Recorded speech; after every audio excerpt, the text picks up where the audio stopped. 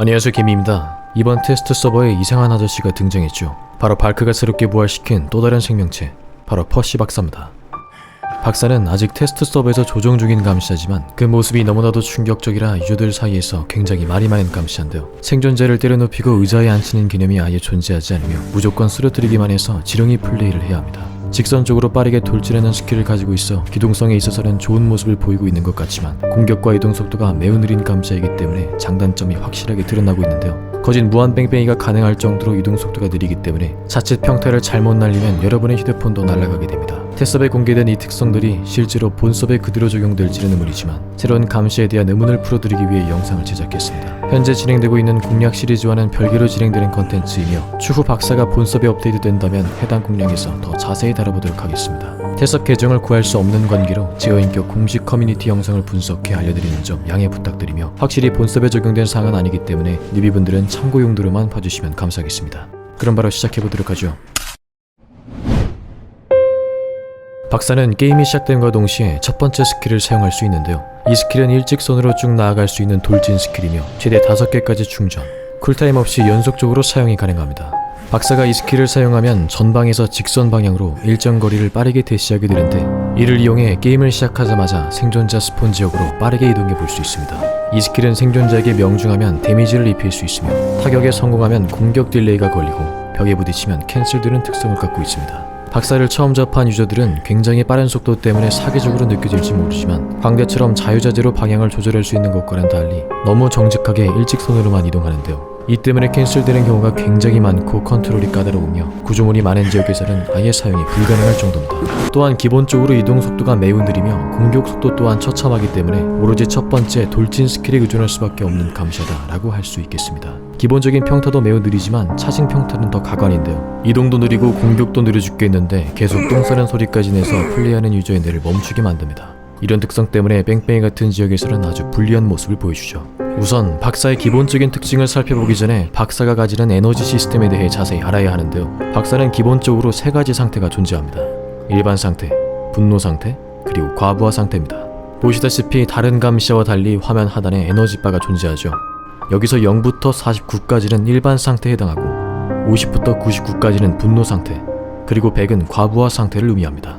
박사는 스킬을 사용할 때마다 에너지가 차오르는 방식이며 이 에너지바를 잘 관리하면서 운영해 주셔야 하는데요. 무조건 차오른다고 좋은 게 아니고 50부터 99까지의 상태를 유지해 주시는 게 좋습니다.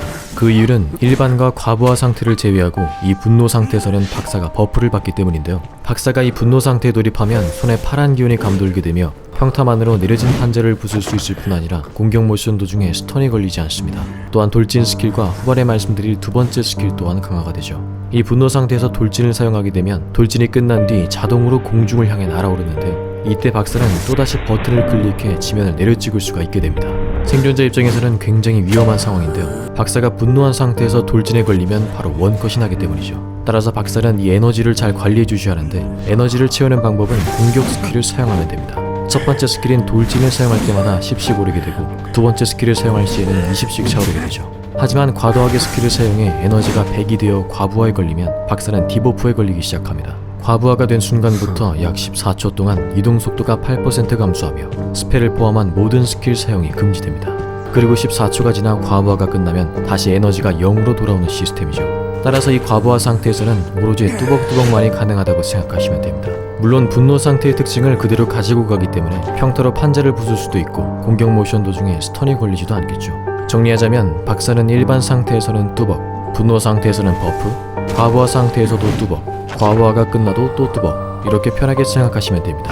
그래서 오로지 첫 번째 스킬인 돌진 컨트롤에 모든 걸 맡긴다고 해도 과언이 아닌 것이죠. 참고로 이 돌진은 에너지와 상관없이 스턴의 영향을 받지 않으므로 자기가 벽에 박치게 하지 않는 이상 도중에 절대 끊길 위험이 없습니다.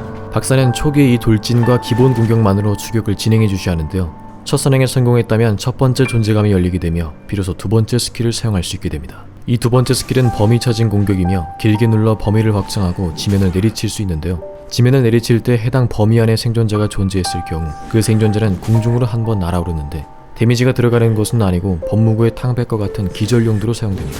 하지만 이렇게 가볍게 날릴 때는 데미지가 들어가지 않지만 차징을 최대 치료해서 사용하면 생존자에게 1 데미지가 들어가는데요. 근데 사실상 풀차징은 안 맞는다고 생각하시면 됩니다. 봉봉의 폭탄처럼 생존자에게는 공격 범위가 보이기 때문이죠. 굳이 데미지 비겠다고 시간 낭비하지 말고 뺑뺑이나 판자 심리전 위주로 사용하고 빠르게 타격을 입히는 방식을 사용하는 게 좋아 보입니다. 만약 분노 상태에 있을 때 이 두 번째 스킬을 사용하면 연속으로 스킬을 사용할 수도 있는데요. 한번 범위 차징이 끝나고 완전히 끝나기 전 1초 내에 한 번 더 사용해 다시 한번 지면을 내려 찍을 수가 있습니다. 말씀드렸듯 사용할 때마다 에너지가 20씩 상승하게 되겠죠. 쿨타임은 약 15초이며 공포 일격 또한 가능하다고 합니다. 이런 식으로 생존자를 높이다 보면 마지막 존재감이 개방되는데 이는 박사 에너지를 편하게 관리할 수 있는 중요한 스킬입니다. 스킬을 사용할 때마다 차오르는 이 에너지를 조절할 수 있게 되는데요. 박사 에너지가 100, 즉 과부하가 되기 전에 이 스킬을 사용하면 에너지가 즉시 50 감소합니다.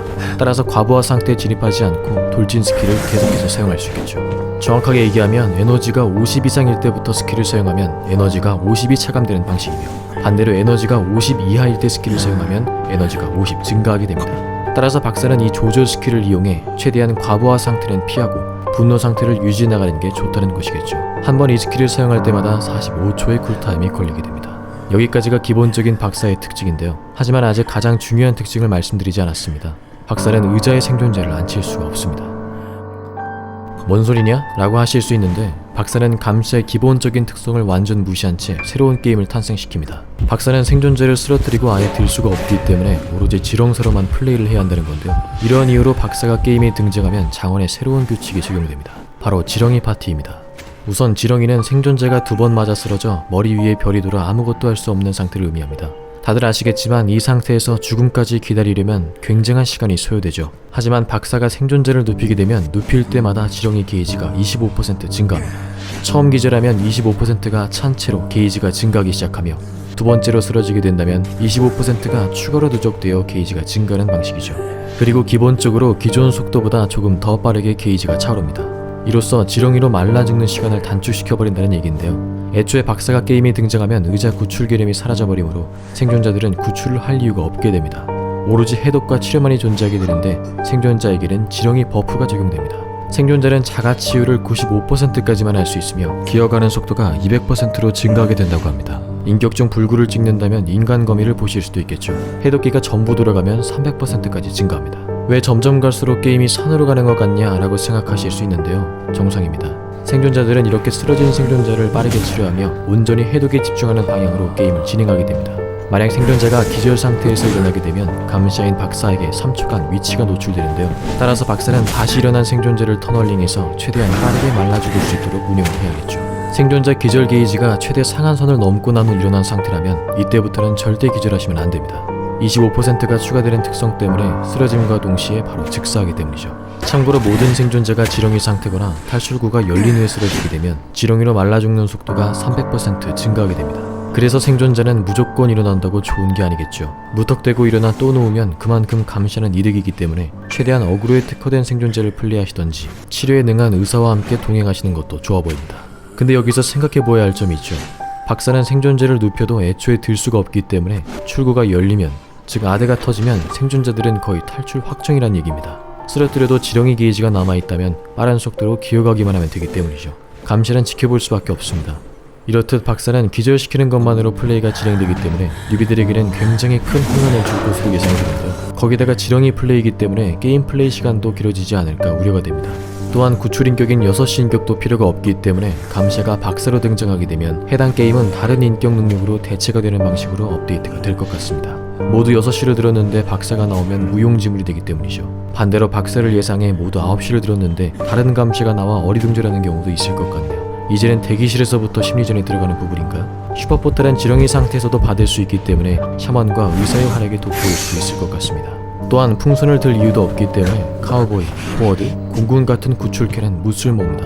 해독캐나 어그로에 특화된 생존자를 주로 하는 게 좋겠죠. 솔직히 돌진 빼고는 아무것도 없는 감시이기 때문에 생존자들은 먼저 판지를 내려주시거나 항상 뒤를 보며 돌진을 예측하고 개활지를 최대한 피해주시는 게 좋겠습니다. 자, 화장실에 매우 가고 싶은 새로운 감시자 박사에 대한 여러분의 생각은 어떠신가요? 저는 개인적으로 굉장히 애매한 감시가 아닌가 생각됩니다. 처음 봤을 때는 굉장히 사기적으로 느껴졌지만 보면 볼수록 불쌍하다고 생각밖에 안 드는데요. 뉴비나 저티 입장에서는 분명 공포의 감시겠지만 평타와 이동 속도가 겁나 느리기 때문에 지형지물을 활용한 어그로만 잘 끌어도 돌진을 예측해 살짝 피해주기만 해도 뚜벅뚜벅 소리가 자동으로 들리기 때문에 사용하는 유저의 높은 피지컬이 요구될 것 같습니다. 또한 의자 캠핑이 없고 유사한 지렁이 캠핑만이 존재하기 때문에 살짝 불리한 감이 있겠죠. 실제로 피지컬이 좋은 강샤 유저라도 아예 캠핑 없이 안치고 족고를 반복하면 후반으로 갈수록 생존자가 더 유리해져 털리는 경우가 대다수인데, 박살은 아드가 켜지고 생존자들이 출구를 열거나 한 명이 지하 통로에서 대기만 타고 있어도 그냥 보고만 있어야 하고, 돌진이 벽에 막히는 상황이 많아 구경거리가 될 가능성도 있어 보이죠. 돌진 때문에 무척 강해 보일 수도 있지만 극강의 피지컬과 운영으로 승부하는 감시자 박사였고, 왜 이렇게 무리수인 감시를 만든 건지 살짝 의문은 듭니다. 진입장벽 높이지 말고 기존에 존재하는 캐릭터 밸런스를 맞추는 게 더 좋지 않았을까. 내리지 아름다운 두뇌를 향해 박수치도록 하겠습니다. 네, 제가 준비한 영상은 여기까지입니다. 어떠신가요? 이런 식으로 테스업 내용을 제 느낌으로 정리해 전달드리면 기존에 보시던 분들도 빨리 소식을 접할 수 있고 여러분들과 더 자주 볼 수 있을 것 같아 한번 해봤습니다. 기회가 된다면 또 이런 패치 내용들을 전달해드리도록 할게요. 네, 오늘따라 목소리가 굉장히 힘이 없어 보이는데요. 이거 공식 영상 플레이가 진짜 느릿느릿하고 뭐하는 건지 하나도 모르겠고, 감시하는 이상한 소리를 내니까 뇌절 3스택 맞아가지고 머리가 어지러지랍니다. 여러분도 주의하시길 바랄게요. 그래도 곧 숭고한 시간이니까 정신 차리고 감사의 말씀을 드리겠습니다. 개미굴을 떠나 바닷속의 자유를 만끽하는 개미를 그려주신 다뚜리또님, 승급전에서 당당히 킹가 변호사를 드는 개미를 그려주신 신인 양링누님, 벼롱사와 어깨동무를 하고 있는 모습을 그려주신 이마은님, 진심으로 감사의 말씀을 드립니다.